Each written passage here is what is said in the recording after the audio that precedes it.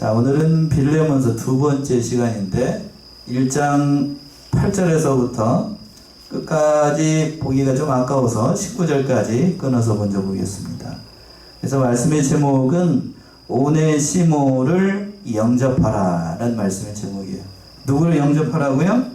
오네시모를 영접하라.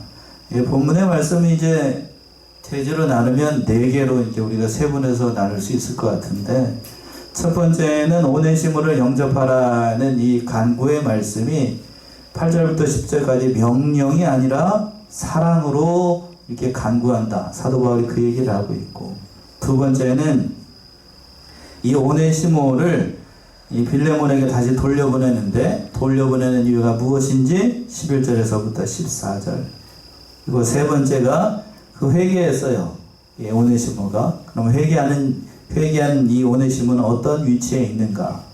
하나님의 형제로서의 위치에 있다고 말하고 있는 대목이 15절과 16절. 마지막으로 17절에서 19절까지 오네시모를 위한 사도 바울의 희생, 모든 것을 자신이 갚겠다라고 이렇게 얘기를 했어요. 진정으로 사도 바울이 그러니까 오네시모를 자기 아들처럼 신복으로 표현을 하고 있는데 그렇게 사랑했다는 것을 알 수 있습니다.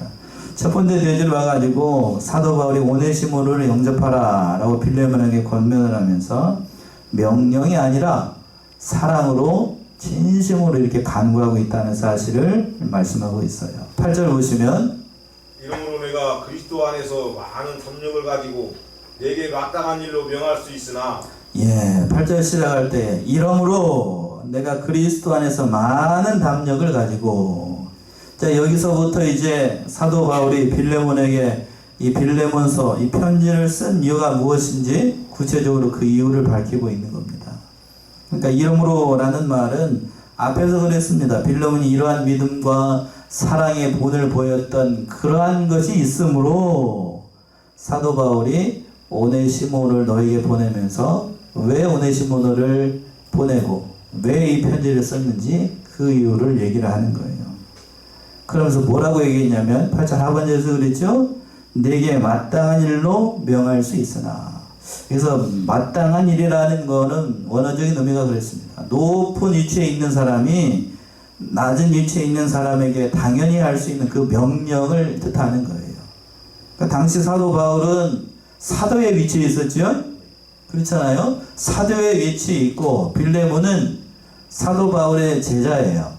성도라고 해요. 성도. 그러니까 영적인 의미에서 목사의 위치에 있는 거고 성도에게 순종하라는 의미로 이렇게 명령을 할 수가 있다고요. 그러나 그렇게 명하지 않고 마땅히 그렇게 명령을 할 수 있지만 그 권위를 부리지 않고 오히려 사랑으로서 너에게 간구한다라고 얘기를 하고 있어요. 그 말씀이 9절에 나오죠. 9절 보시면, 사랑을 인하여 도리어 간구하노니 나이 많은 나 바울은 지금 또 예수 그리스도를 위하여 갇힌 자 되어, 사랑을 인하여 도리어 간구한다. 바울은 사도예요.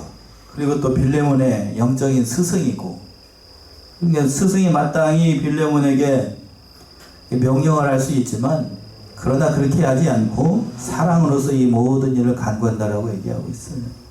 그러니까 마땅히 위치에 있으면 그렇게 명할 수도, 이 위치에 있다라고 하면 마땅히 그렇게 얘기할 수도 있는데 권위를 부리지 않고 사랑으로 이렇게 호소하고 있는 거예요. 이건 마치 예수님께서 제자들을 사랑으로 품고 낮아지시고 우리 인간들을 위해서 그렇게 낮아지셨던 것처럼 그러한 위치에서 지금 사도 바울이 빌레몬에게 지금 오네시모를 보내면서 사랑으로 영접해 주기를, 그 모든 죄를 용서해 주기를 간구하고 있었다는 거예요.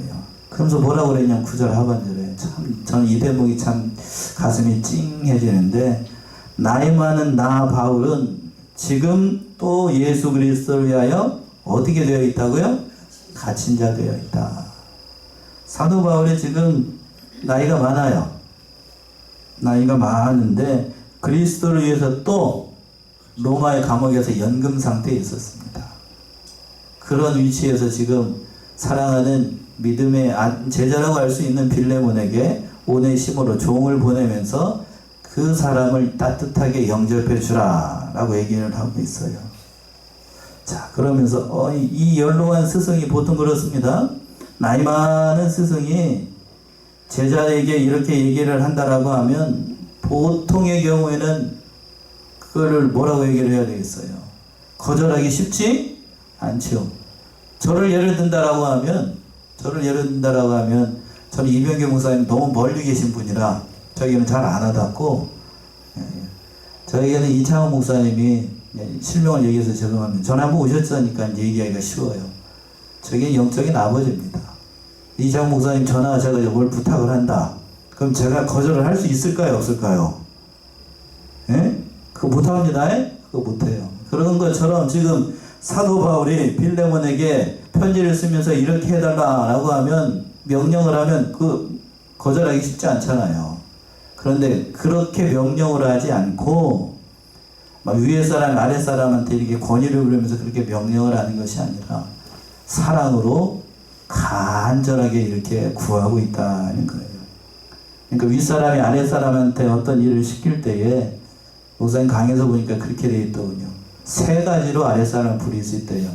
첫 번째는 오늘 본문에 있는 것처럼 사랑으로 아랫사람을 대할 수 있다는 거예요. 뭘로요? 사랑으로. 두 번째는 본문에 있는 것처럼 명령으로. 보통 그렇게 명령하잖아요. 명령을 아랫사람을 부릴 수가 있는 거고. 마지막으로 세 번째는 명령으로도 안 되면 이제 법으로 아랫사람을 굴복시켜가지고 일을 시킬 수 있다고요. 이 중에서 가장 좋은 방법이 뭐겠어요? 사랑으로, 명령으로. 그것도 안 되면 법으로. 어떤 거죠? 사랑이죠, 사랑으로. 야고보 2장을 한번 가보세요. 야고보 2장 12절에서부터 13절.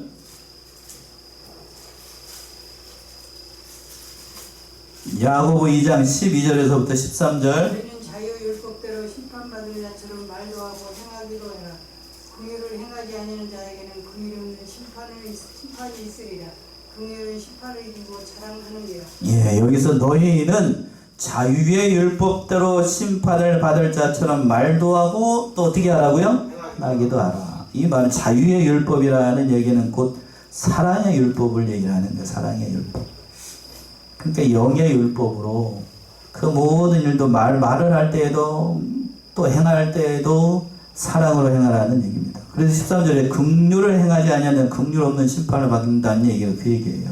그러니까 사람을 대할 때에 긍휼한 마음으로, 사랑하는 마음으로, 비록 그 사람이 나보다 어리고 아랫사람이라고 할지라도 그런 말과 행동을 해야 된다는 거예요.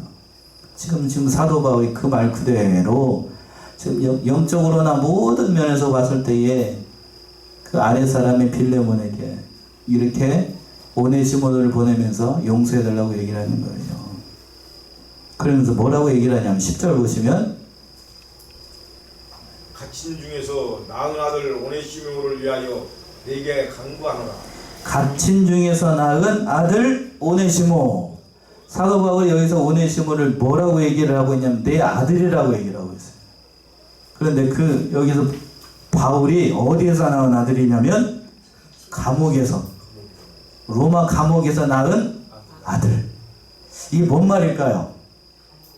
감옥에서 하나님의 섭리 가운데 이제 사도 바울이 로마 감옥에 있었는데 오네시모가 뒤에 가서 나오는데 이 빌레몬 집에서 금부스러기, 돈주머니를 훔쳐가지고 이게 골로새 지방에 있었거든요. 이 빌레몬 교회가 골로새에서부터 해가지고 그 로마까지 우리 킬로미터로 환산을 하게 되면 약 1600km래요. 1600km. 도망을 온 거예요. 도망을 친 거예요. 그러다 어쩌다 해가지고 어디까지? 로마의 감옥에 있는 사도 바울에게까지 온 거예요. 그래서 자초지정을 들어보니까 아마 오네시모가 이제 돈이 다 떨어져가지고 아마 감옥에서 이제 사도 바울을 만나게 됐을 거라고요. 그때 이 사도 바울이 감옥에서 예수 그리스도를 전해주고 오네시모가 그때 누구를 영접해요? 예수를 영접했다는 얘기예요. 그래서 전에 있었던 얘기를 다 했을 거 아니에요? 내가 누구의 종이었고 어떤 사람이었고 어떤 죄를 지었고 이 모든 일들 누구에게 다 얘기를 했을까요? 사도 바울에게 다 얘기를 했어요.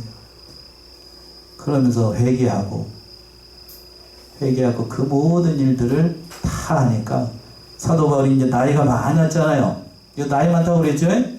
나이 많은 사도 바울이 오네시모를 이렇게 딱 보니까 진심으로 회개하고 자신의 죄를 뉘우치고 끔찍하게 자기 옆에서 사도 바울 옆에서 음으로 양으로 오네시모가 여러 가지 역할을 잘했습니다. 잘했어요. 산전수전 겪다 보니까 이 오네시모가 여러 사람들 많이 거쳤을 거 아니에요. 종의 위치에서 여러 사람들 많이 겪었을 거라고요. 그러면서 사도 바울 옆에서 이 몸으로 사는 이 모든 일들을 잘 감당을 하니까 이 아들을 이 오네시모를 자기 아들로 삼았어요. 사도 바울. 그러면서 과거에 지었던 그 모든 죄를 그 본래의 주인이었던 빌레몬에게 편지를 써가지고 오네시모가 전에 무슨 죄를 졌는지 다 알 수는 없지만 그 사람을 어떻게 해달라고? 용서해달라고 편지를 쓰는 거예요. 그래서 뭐라는 거 하는 거야. 11절의 말씀 그 말씀 아닙니까? 11절 보시면 저가 전에는 네게 무익하였으나 이제는 나와 네게 유익함으로 예. 오네시모가 전에는 아까 말씀드렸던 대로 불의한 일을 했어요. 불의한 일. 정확하게 뭐라고 얘기할까 나와 있지 않아서 알 수는 없습니다만 막 불의한 일을 하게 되는 종이 주인 앞에서 불의한 일을 뭐겠어요?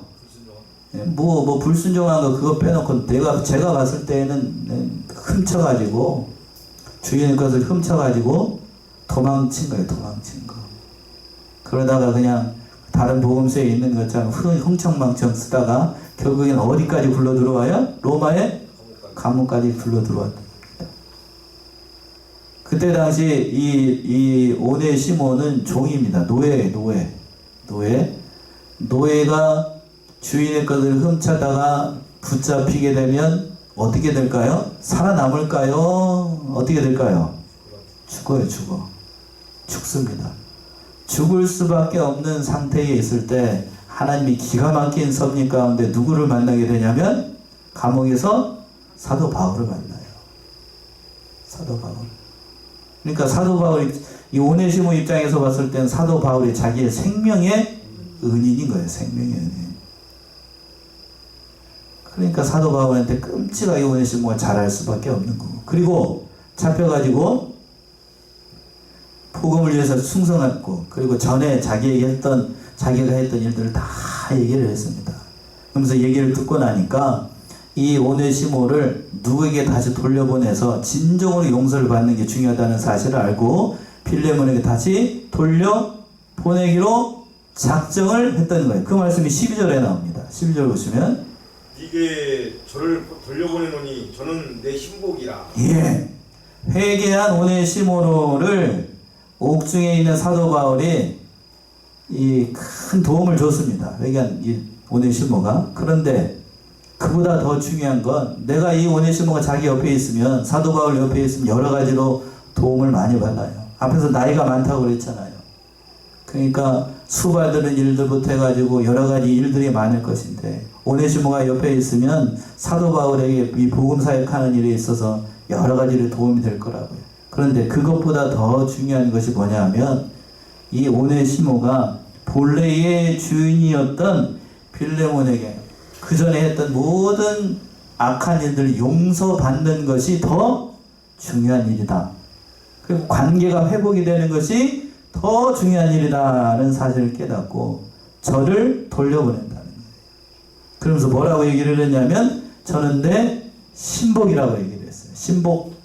그래서 원어적인 의미로 신복이라는 얘기는 내 심장이라는 얘기예요. 내 심장. 앞에서는 뭐라고 그랬죠? 내 아들이라고 했는데 어디서 나온 아들이요? 감옥에서 나온 아들이라고 그랬고 또 12절에서는 내 신복이라고 얘기를 했고 신복은 나의 심장이라는 얘기예요. 여기서 보게 되면 그렇습니다.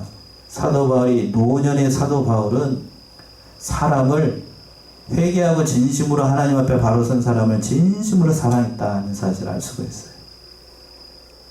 진심으로 사랑했습니다. 저 오늘 말씀 주면서 그런 생각이 들었어요. 목회자가 품어야 될 것은 바로 이 사람을 누구처럼 사랑해야 된다고요? 사도 바울처럼 아껴주고 사랑해주고 그러한 사람이 목회자의 심정이다. 사도 바울의 노년의 이 모습을 보게 되면 참으로 귀합니다. 귀해요. 우리 사랑하는 성안의 성도님들이 이러한 모습으로 연세가 많이 드셨을 때에 이러한 넉넉한 신앙의 사람, 또 사랑의 사람들이 다 되셨으면 좋겠습니다. 아멘이신가요? 그런 사람들이 되어야 돼요. 넉넉해야 됩니다. 연세가 많이 드시고 또 신앙의 연조가 깊어지게 되면 그 인격이나 말하는 것 모든 면에 있어서 본이 되어야 됩니다. 자, 내일 모레가 무슨 날이죠? 추석입니다. 추석이 되면 어린 자녀들 또 어린 손주 손녀들 절연했으면 올 겁니다. 그랬을 때 말 한마디 하는 거 한마디가 다 은혜롭고 사랑이 넘쳐야 됩니다. 누구를 볼 수가 없으니까 지금 앞만 보고 지금 얘가 예. 그래야 돼요.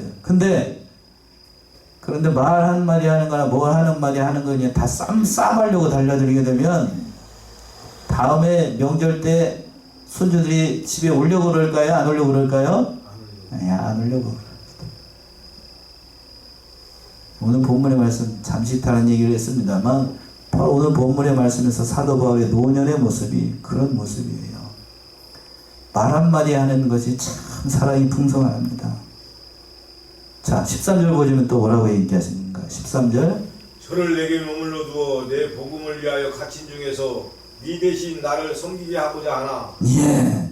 심증적으로는 그랬어요. 오네시모로가 자기 옆에 머물면서 감옥에 있는 나 대신에 그 모든 일들을 수발을 하게 되면 그 얼마나 사도 바울에게 유익이 되고 복음을 전하는 일에 있어서 얼마나 유익이 되겠습니까? 그러나 그것보다도 더 중요한 것은 이 종과 주인으로서의 그 모든 관계가 회복이 되고 또 사도 바울이 원하는 바가 있어요. 14절 보시면 14절. 다만 네 승낙이 없이는 내가 아무것도 하기를 원치 아니하노니 이는 너의 선한 일이 억지같이 되지 아니하고 자유로 되게 하려 함이로라. 예, 다만 내 승낙 없이는 내게 아무것도 하기를 원치 아니한다.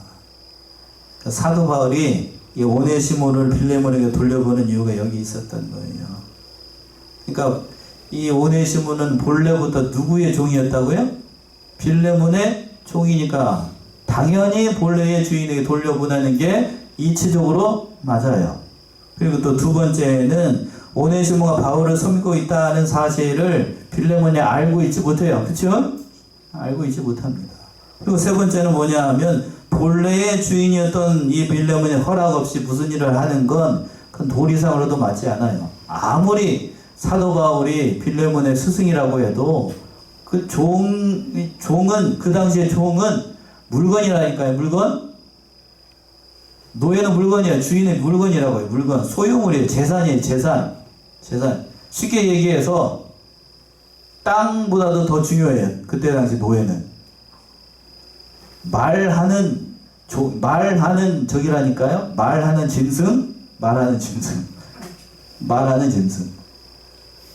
그러니까 이 노예 하나가 얼마나 중요하겠어요.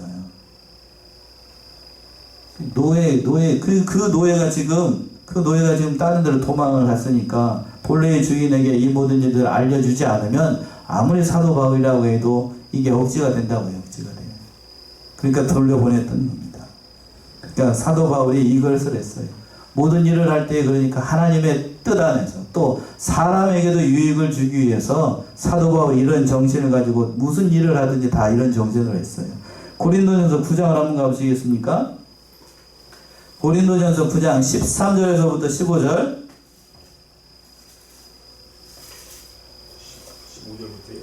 13절에서 15절 고린도전서 9장. 성전의 일을 하는 이들은 성전에서 나는 것을 먹으며 제단을 모시는 이들은 제단과 함께 나누는 것을 너희가 알지 못하느냐.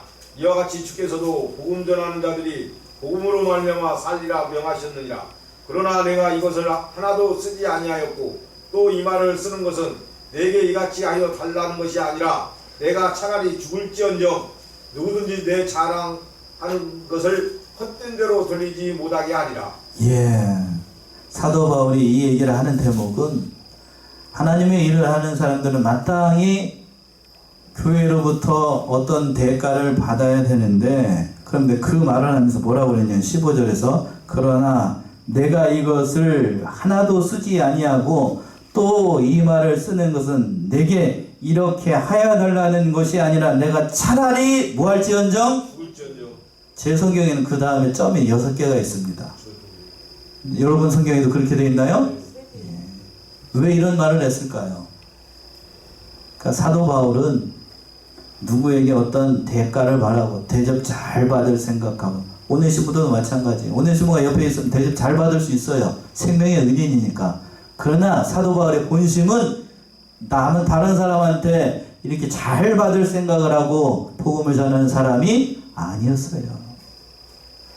그런 유익을 보려고, 사람한테 어떤 유익을 보려고 복음 전하는 게 아니고 전심으로 그 사람이 하나님을 바라보고 하나님을 믿는 사람으로 바로 서나가는 걸 사도 바울은 원했던 겁니다. 그래서 오네시모는 본래의 주인이었던 빌레몬에게 돌려보내서 둘 사이의 관계가 하나님 안에서 아름다운 관계로 회복이 되기를 원했던 거예요. 사도 바울의 중심이 이해가 되시지요? 그 사람이 얼마나 사람을 귀하게 여기는가. 사도 바울이 사람 한 사람을 살려나가고, 그러니까 사도 바울은 오네시모도도 사랑을 했고 그 본래의 주인이었던 누구도 사랑하고 빌레몬도 사랑하기 때문에 주 안에서 두 사람이 화목을 해야 돼요. 그게 더 중요하다는 사실이에요. 그래서 간곡하게 부탁을 하는 거예요. 간곡하게. 명령으로도 할 수 있지만 그렇게 하지 않았어요. 참 귀한 사람이에요. 이 모습 보게 되면. 그래서 15절 보시면 회개하면 어떤 위치에 있게 되는가. 15절. 그러나 내가 이것을 하나도 쓰지 아니하였고 또 이 말을 쓰는 것은 15절 본문 돌아서 15절.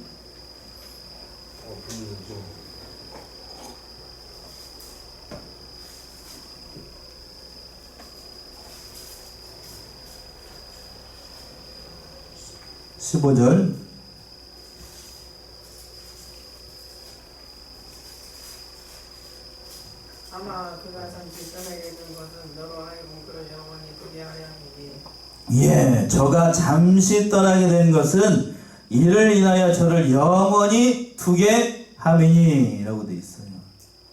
저가 잠시 떠나게 된 것은 이를 인해서다. 이게 뭔 말인가 하면 오네시모노가 빌레몬의 집에서 종살이 하다가 불의한 일을 하고 그 집을 도망쳐가지고 어찌 해가지고 사도 바울이 있는 그곳까지 온게 된 것은 잠시 떠나게 된 이 일 때문이다. 바로 나를 만나서, 사도 바울을 만나서 결국 예수 그리스도를 영접하고 그 모든 일들을 구원해내고 하나님의 백성으로 만들기 위해서, 그래서 저를 영원히 두게 한다는 얘기는 하나님의 백성으로 영원히 두기 위해서 하나님의 섭리 가운데 이루어진 일이라고 하는 거예요.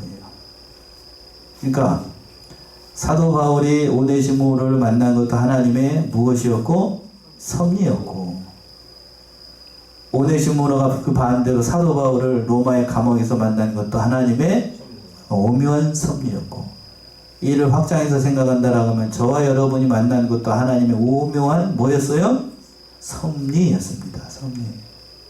목회자와 목사와 성도의 만남은 아주 귀해요.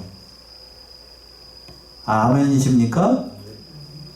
여러분의 평생 가운데 중요한 만남이 보통 3가지가 있다고 해요. 첫 번째는 누가 뭐래도 부모의 만남이에요. 부모. 어떤 부모를 만나는가? 내가 부모를 만나는 거 내가 할 수 있나요? 못해요? 누구의 은혜죠? 하나님의 은혜로 부모를 만나게 됩니다. 두 번째 만남은 배우자와의 만남이에요. 배우자. 내가 어떤 배우자를 만나는가? 비록 지금 옆에 있는 남편과 아내가 별반 저기한다고 할지라도 그것도 다 누구의 은혜 가운데? 하나님의 은혜 가운데. 그리고 마지막으로 제일 중요한 관계가 바로 누구하고 누구의 만남? 목사와 성도와의 만남이에요. 어떤 목사를 만나는가? 저를 두고 하는 얘기가 아니고 제가 배운 대로 얘기하면 그렇습니다. 목사와 성도와의 만남. 지금 사도 바울과 오네시모의 만남이 그런 만남이에요. 만약 오네시모가 사도 바울을 만나지 못하고 로마의 감옥에서 이상한 사람을 만나가지고 이단이나 잘못된 정치꾼이나 그런 사람들 만났다라고 하면 오네시모 어떻게 됐을까요? 보나마나 그냥 그런 인생 살다가 죽었을 거라고요. 아마 그 자리에서 죽었을지도 몰라요. 그러나 그 자리에서 누구를 만난 게 복이에요? 사도 바울을 만난 게. 복 중에 복이에요. 복 중에 복. 대사도라고 할 수 있는 그 사도 바울을 감옥에서 만나가지고 그 대사도로부터 예수를 믿는 것이 무엇인지, 하나님이 어떠한 분인지, 하나님께서 왜 이러한 일을 하셨는지, 그거를 조목조목 다 가르쳐 줬을 거라고요.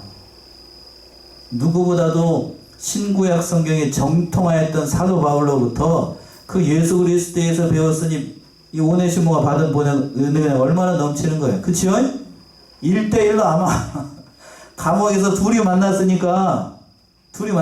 둘이 만났으니까 다른 곳에서 만나는 것보다 더 가까이 만났을 거라고요. 지금 제가 이렇게 설교하는 것보다 더 가까이. 그랬겠죠? 그러니까 오네시모가 받은 은혜가 얼마나 큰 거예요. 그러니까 아마 집중적으로 받았을 거라고요. 집중적으로. 그래서 하나님께서 그렇게 만나게 하셨다는 거예요. 그래서 또 16절 보시면 16절. 이후로는 종과 같이 아니하고 종에서 뛰어나 곧 사랑받는 형제로 둘 자라. 내게 특별히 그러하거든 허물며 육신과 주 안에서 상관된 내게랴. 예. 이후로는 종과 같이 아니하고 종에서 뛰어나 곧 사랑받는 무엇으로 둘 자라? 형제로 둘 자라. 사도 바울이 오네시모를 이렇게 말씀으로 가르치면서 이렇게 보니까 그 모든 죄를 다 회개하고 새 사람이 됐어요. 전하고는 완전히 다른 180도의 사람으로 바뀌어가지고 선한 사람이 돼가지고 주와 복음에서 헌신하는 모습을 보니까 이만하면 됐다 싶은 거예요. 이만하면 됐다. 그리고 특별히 형제로 둘 자라, 사랑을 받을 형제라 라고 여기까지 얘기를 했습니다. 그러면서 뭐라고 얘기를 하는가 하면 그 하반절에 육신과 주 안에서 상관된 내게랴. 오네시모를 보내면서 빌레몬에게 이렇게 얘기를 하는 거예요. 그러니까 결론부터 얘기를 한다라고 하면 그런 겁니다. 오네시모를 사도 바울이 이렇게 간곡하게 편지로 해가지고 이렇게 부탁을 하면서 보냈지만, 그러나 오네시모를 처리할 수 있는 결정은 누구에게 전적으로 달려있죠? 빌레몬에게 달려 있습니다. 세 가지로 아무나 처리를 할 수 있을 거라고요. 첫 번째는 이 편지를 가지고 가면 제가 편지를 보내는 것처럼 아마 이 오네시모가 사도 바울이 준 이 빌레몬서를 딱 들고 누구에게 갔겠죠? 제가 지금까지 계속 설교한 게 누구에 대해서? 빌레몬에게 갔겠지요? 그러면서 사도 바울이 누구에게? 주인님께 이 편지를 보내면서 저를 보냈습니다 라고 보여줬을 거라고요. 그랬겠지요? 그러면서 이 편지를 읽어봤을 거라고요. 편지를 읽어보면서 그 모든 일들을 다 해라 라고 얘기를 들었고 난 다음에 오네시모가 아마 세 가지 방법으로 빌레몬이 세 가지 방법으로 오네시모를 판단할 수 있을 거라고요. 첫 번째는 사도 바울이 아무리 편지를 썼어도 그를 용서하지 않고 멋대로 처리를 할 수 있을 것 같아요. 법대로. 그때 당시 법이 이 종이 주인의 것을 훔쳐가지고 도망가게 되면 그 자리에서 사형입니다. 법대로 처결할 수 있는 방법이 있을 거예요. 두 번째는 그전과 같이 그냥 죄는 용서하고 사도 바울이 이렇게 편지를 써가지고 했으니까 죄는 용서하되 종의 신분으로 삼고 가정에서 자기와 같이 가정에서 교회를 섬기도록 하는 겁니다. 이것도 많이 은혜를 베푼 거죠. 많이 은혜를 베푼 거예요. 네, 그러나 종의 신분은 변함이 없어요. 마지막으로 세 번째는 사도 바울이 얘기했던 것처럼 그를 자유인으로 어떻게 하고 해방을 시켜서 하나님의 형제로 삼고 하나님의 일을 섬기도록 하는 방법이 있을 겁니다. 사도 바울이 원하는 건 몇 번째였을 것 같아요. 법대로 해결하라, 아니면 종으로 삼아라, 마지막으로 자유인으로 해방을 하라. 어떤 거죠? 세 번째. 형제로 삼아달라는 얘기는 그 얘기라고요. 그 얘기. 그러면서 간곡하게 부탁을 하는 겁니다. 그래서 부탁을 하면서 뭐라고 얘기를 하냐, 마지막으로 네 번째 대지에 보게 되면 혹시라도 그가 너에게 해를 끼친 게 있으면 내가 보증을 쓰겠다 라고 얘기까지 합니다. 17절을 보시면 그러므로 네가 나를 동무로 할진대 저를 영접하기를 내게 하듯하고 예, 18절까지. 저가 만일 네게 불의를 하였거나 내게 진 것이 있거든 이것을 내게로 회개하라. 예. 17절에서 보시면 그러므로 네가 나를 동무로 할진대 저를 영접하고 내게 하듯 하라. 네가 나를 선생으로 생각하고 스승으로 생각하는 것처럼 형제로 모시는 것처럼 이 오네시모를 죄를 용서해주고 형제로 대하고 그런 사람으로 삼아주라 라고 얘기를 했어요. 그리고 혹시 18절 보시면 저가 만일 내게 불의한 일을 하거나 내게 진 것이 있거든 누구에게로 회개를 하라? 내게 회개를 하라. 혹시라도 잘못한 것이 있으면 내가 보상을 하겠다는 거예요. 내가 보상을 하겠다. 한 사람 종이 한 사람 이 일을 했는데 사도 바울이 이렇게 보증까지 쓰는 겁니다. 그리고 마지막으로 그것도 모자랄 것 같아서 19절 보시면 나 바울이 친필로 쓰노니 내가 갚으려니와 너는 이후에 네 자신으로 내게 빚진 것을 내가 말하지 아니하노라. 네, 나 바울이 뭘로 쓰느니? 친필로 쓰노니 친필로 쓰느니 또 내가 갚으려니와. 감옥에 있는 사도 바울이 갚게 따라가면서 친필로 쓰고 보증까지 쓰고 또 뭐까지 하고 수결까지 하고 이렇게 얘기를 하는 거예요. 그러니까 여기서 보게 되면 사도 바울의 이 마지막 모습이 참 사랑이 넉넉한 사람이었다는 것을 다시 한번 깨닫게 돼요. 우리 사랑하는 성원의 성도들도 이 노년의 사도 바울과 같이 뭐가 풍성한 사람? 사랑이 풍성한 사람이 되어서 참으로 사람을 사르고 사람을 살려나가는 사랑하신 우리 성원의 성도님들 모두가 되시기 바랍니다. 기도하겠습니다.